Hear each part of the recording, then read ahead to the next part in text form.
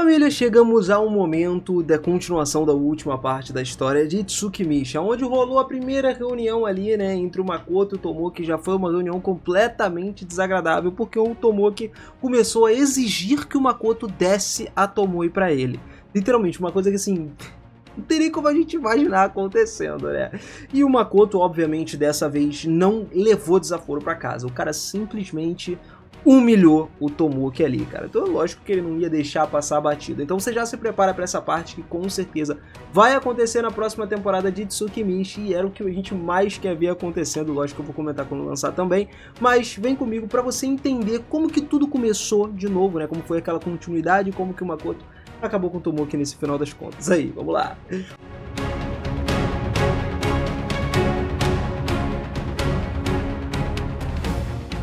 Fala, seus otakus, beleza? Eu sou o Miras e sejam muito bem-vindos a mais um videozão aqui no canal. E olha só, família, o Tomoki, ele do nada chegou lá, tava na conversa com o Makoto e tal. Ele já tinha meio que humilhado o Makoto, falando que o Makoto era só um mero comerciante e ele era um herói. Ele é que merecia o respeito da parada, coisa que a gente não pode concordar, né, galera? Mas o Tomoki, então, ele foi lá e falou: quero fazer um pedido, vamos deixar as cordialidades de lado, eu quero que você me dê a Tomoe.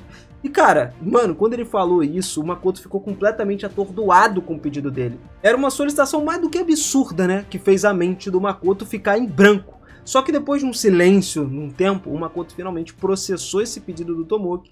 E o Tomoki, lógico, ele sabia que não ia ser de graça, ele estava disposto a pagar. Mas o Makoto não estava conseguindo acreditar no que ele estava ouvindo, tá ligado? Por mais que o Tomoki tenha chegado e falado: eu sei que não vai ser de graça isso daí, eu posso pagar por ela e tudo mais, o Makoto não ia abrir mão de uma das suas subordinadas, aliás, a primeira subordinada dele. Tipo assim, pra ele era muito ruim, porque o Tomoki tava pedindo a Tomoe, que pro Makoto era como se fosse uma família. Pra alguém que via ela como brinquedo, que era o caso do Tomoki, mano, não bate bem da cabeça, né? O Tomoki então começou a vangloriar ali de treinar filhas de nobres do Império e apresentou 3 garotas diferentes que acompanhavam ele. Essas garotas aí, segundo ele, tinham níveis de combate superiores a 400 e eram bastante populares por conta da beleza delas. Lógico que o Tomoki dominou todas elas por conta do charme. E as duas que ficaram do lado do Makoto eram da idade do Makoto, uma delas linda e a outra muito fofa. A terceira era mais velha e ficou na parte de trás do Makoto, pegando ele no queixo, né, de uma maneira muito sedutora. Parecia que ele estava meio que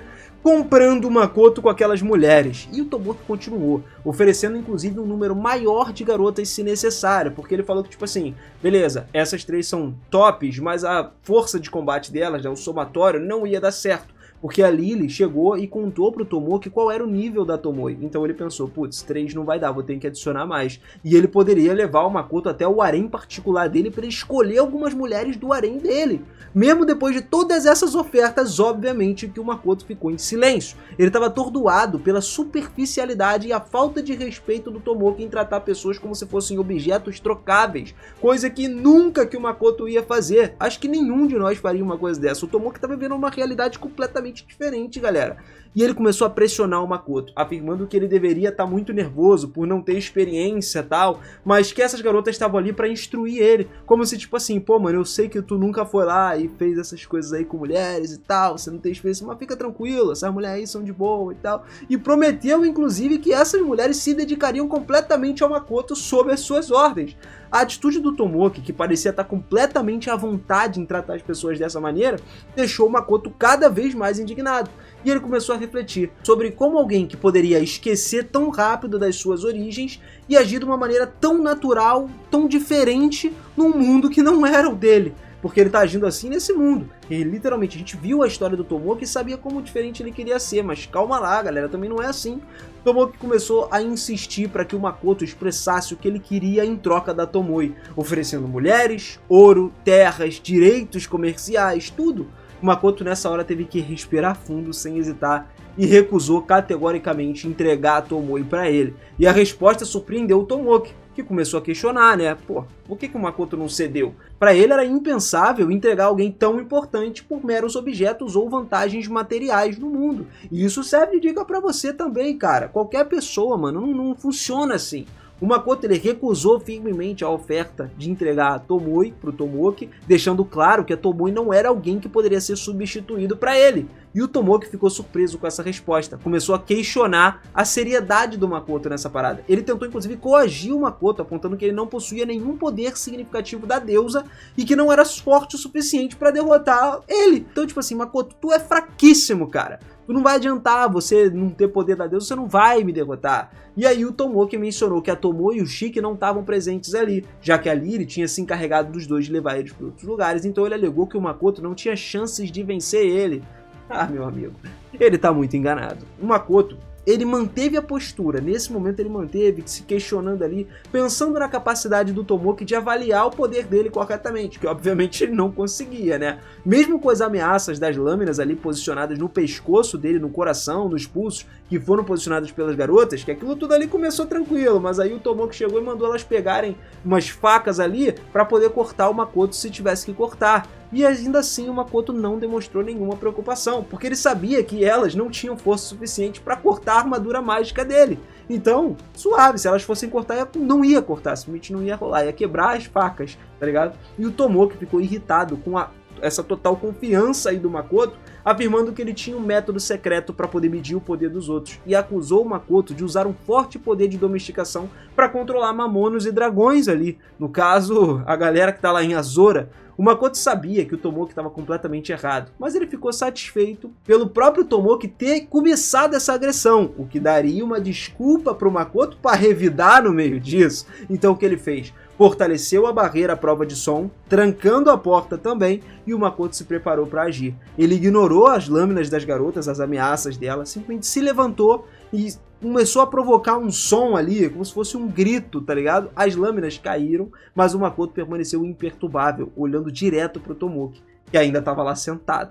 O Makoto, ele desafiou a tentativa do Tomoki de obter a Tomoe dele à força, mostrando que o Tomoki realmente estava subestimando o seguidor dele, sacou? E aí o Tomoki se sentiu seguro no centro do Império, e ele alertou o Makoto sobre as desvantagens de criar problemas com ele. Tipo assim, o cara tava se achando maioral, né? Mas o Makoto tava nem aí, não se intimidou, respondeu que tudo bem, eu entendo a situação, e tava determinado a abafar qualquer problema que surgisse.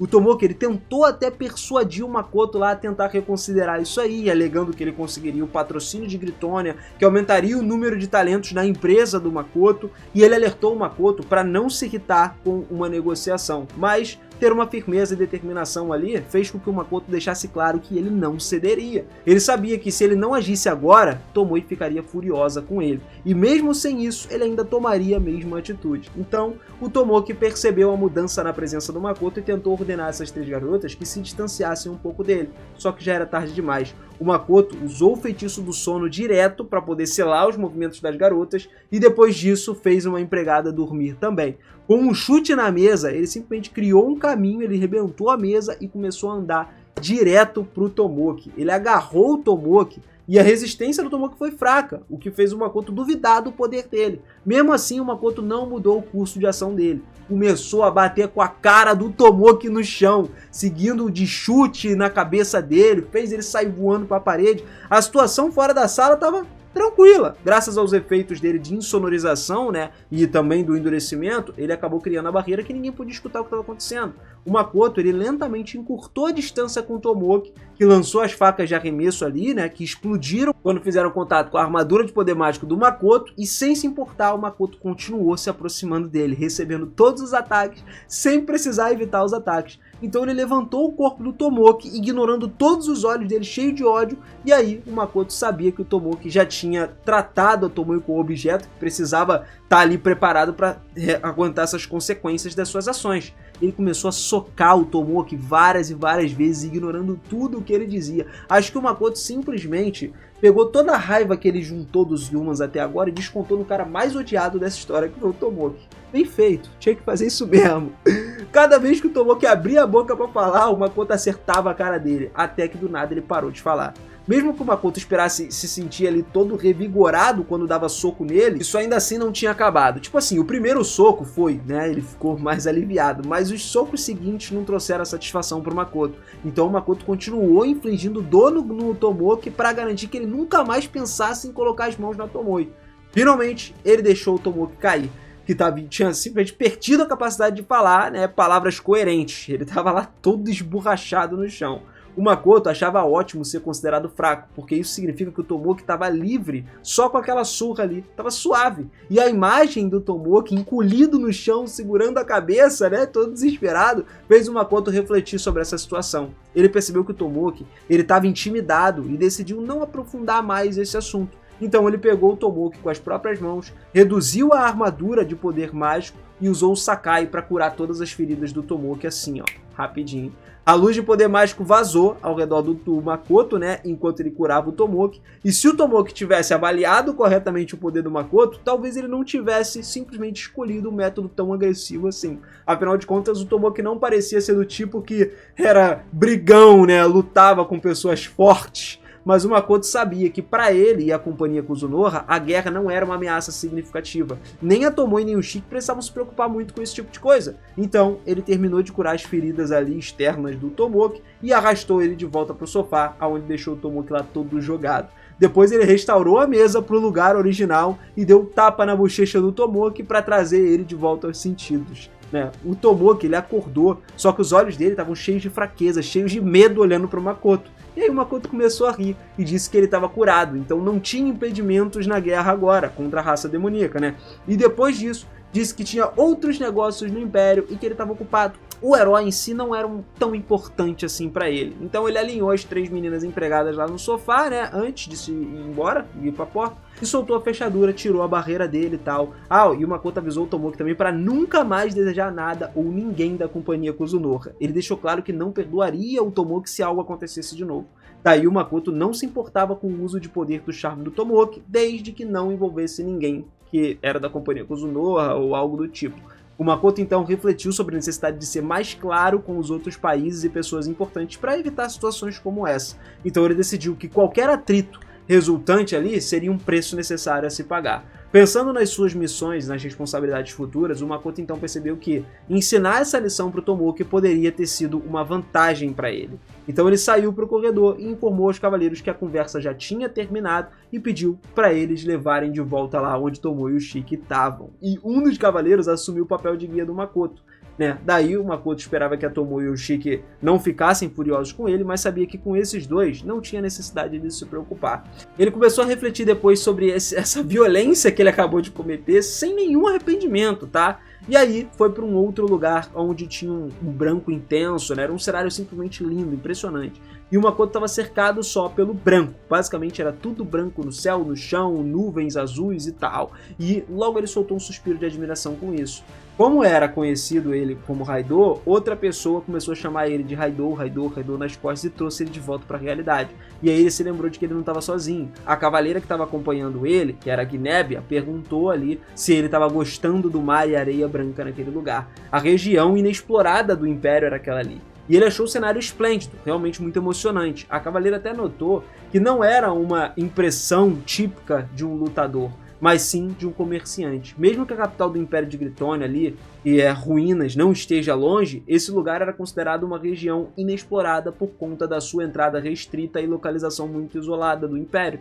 Então o Makoto começou a pensar ali sobre esse deserto branco e agradeceu mentalmente ao Root por ter proporcionado para ele essa vista, porque era lá que ele tinha que levar o ovo de dragão do Lancer. A cavaleira explicou que aquele era um lugar que nem mesmo os habitantes do Império se atreviam a visitar, enfatizando a consideração da Lily e do Tomoki, né, que tinham poder por esse lugar. E depois de um encontro doloroso com o herói Tomoki no dia anterior, que agora a gente já estava em outro dia, o Makoto ele se reencontrou com a Tomoe e com o Shiki e terminou a sua conversa com a princesa Lily também. O destino da missão que o Root tinha dado a ele era o Deserto Branco no Império de Gritônia, onde o dragão superior Ground deveria estar. Também vai aparecer na próxima temporada. Esse dragão, ele tinha uma ligação com o Império e essa missão surgiu só porque o Makoto teve a oportunidade de realizar ela, de levar o ovo do Lancer para ele. E a partir daí, finalizamos mais um capítulo com um espanco daqueles. E eu aposto que você gostou, cara. Aposto disso. Então, como eu disse, para acabar com todas as dúvidas, sim, galera, na terceira temporada de Tsukimichi veremos o espanco em cima do Tomoki e eu quero saber o seu comentário aí, a sua opinião sobre isso tudo. Merecido ou não foi merecido? É demais, né? Comenta aí. Ou não, né? Talvez não tenha sido tão merecido assim. Talvez ele tinha que ter batido mais. Bom, comenta aí, quero saber a sua opinião. E não esquece de se inscrever no canal e ativar o sininho para também continuar acompanhando os próximos episódios de Jujutsu Kaisen que eu vou trazendo aqui até acabar o hype disso aí. Lançando a próxima temporada, a gente vai falando também, vamos falar de tudo. Galera, para você ficar sempre por dentro, é importante você estar inscrito, tá com o sininho ativado para receber as notificações. Tamo junto, família. Beijo no coração de vocês e eu te vejo no próximo vídeo. Até mais. Valeu!